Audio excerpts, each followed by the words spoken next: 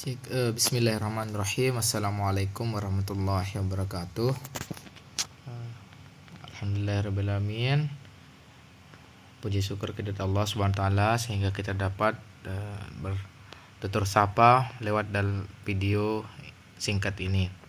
Di sini saya Faris Arya Ramdhani dengan nomor induk J1B021 028 akan menerangkan atau menjelaskan sedikit mengenai teknik-teknik apa saja yang digunakan dalam pengolahan hasil pertanian. Nah, di sini saya menggunakan teknik pendinginan. Pertama, pengeringan. Pengertian pendinginan atau refrigerasi adalah penyimpanan dengan suhu rata-rata yang digunakan masih di atas titik beku. Bahan pendinginan mempunyai pengaruh yang kecil terhadap perubahan mutu bahan pangan secara keseluruhan. Namun, pendinginan hanya dapat mengawetkan bahan pangan selama beberapa hari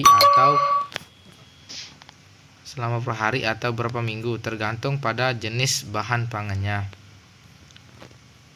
Terus, apa sih keuntungan dan kerugian dalam teknik pendinginan tersebut?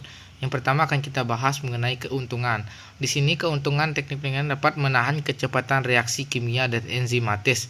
Terus kedua, mengurangi perubahan pelapor jeruk selama proses ekstraksi dan penyaringan. Terus yang ketiga, mempermudah pengupasan dan pembuangan biji buah yang akan dikalengkan. Selanjutnya, mempermudah pemotongan daging dan pengirisan roti. Terus selanjutnya, menaikkan kelarutan CO2.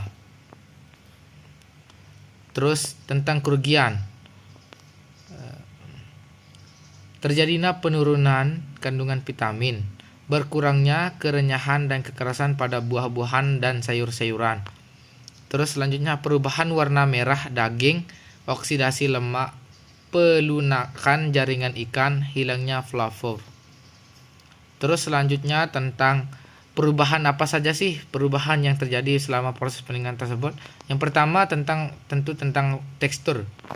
Pada proses pendinginan, sayuran dan buah-buahan tropis tidak tahan terhadap suhu rendah, dan ketahanan terhadap suhu rendah ini berbeda-beda untuk setiap jenisnya. Tentu saja proses selanjutnya yaitu akan menjadi sebuah penyusutan. Penyusutan berat selama pendinginan dapat disebabkan karena kelembapan yang ada pada bahan meninggalkan permukaan bahan dan menuju ke udara di sekitarnya melalui proses kondensasi uap. Terus yang ketiga, perubahan warna. Perubahan warna selama pendinginan pada produk sayur dan buah diakibatkan karena reaksi enzimatis pencoklatan, di mana terjadi degradasi pigmen klorofil yang menyebabkan warna kulit berubah menjadi kuning kecoklatan karena adanya karotenoid dan xanthophyll yang semula tertutup menjadi terbuka akibat dari efek suhu. Nah, di sini ada mikroba ada pendinginan berdasarkan suhu pertumbuhan. Thermophilic minimum 30 sampai 40 derajat Celcius, optimumnya 55 sampai 65 derajat Celcius. Ada mesofilik yang minimum 5 sampai 10 derajat Celcius, optimumnya 30 sampai 40 derajat Celcius.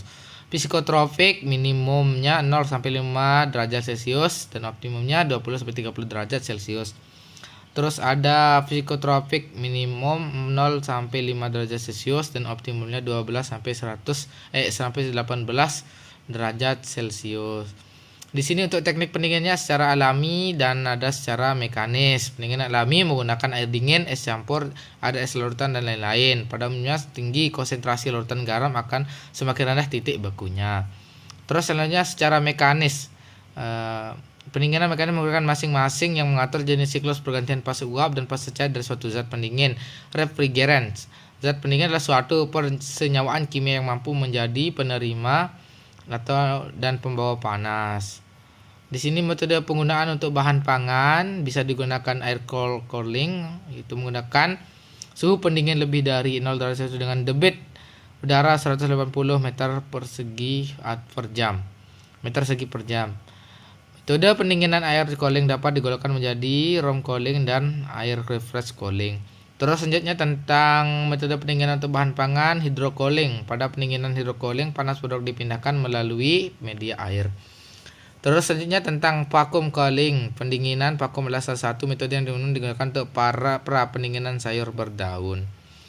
Terima kasih sebelumnya. Atas penyampaian mungkin kurang lengkap, mohon dimaklumi.